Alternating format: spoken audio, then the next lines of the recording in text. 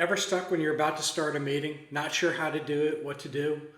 Stay with me, I'll give you 3 ideas. Hi, I'm Mark Diamond, the Staffing and Recruiting Coach, and let's jump right in.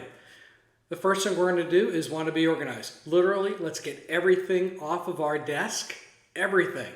Maybe not the computer, maybe not your notepad, maybe not your microphone.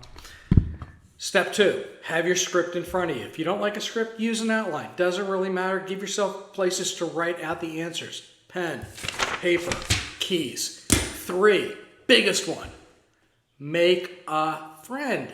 That's right, make a friend no matter what. Why? People do business with others that they know, like, and trust. And if you can't make a friend, chances are you're not going to continue the conversation. So, if you like what you heard, please like, subscribe, share it, and there's some links below to take advantage of other opportunities to improve your business. See you on the next video.